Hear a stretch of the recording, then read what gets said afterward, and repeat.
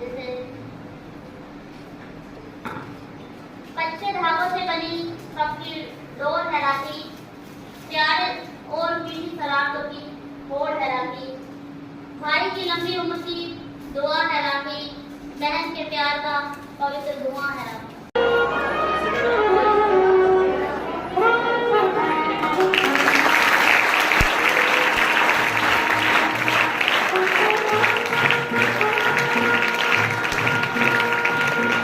ರಾಖಿ ಕಟ್ತಾರೆ.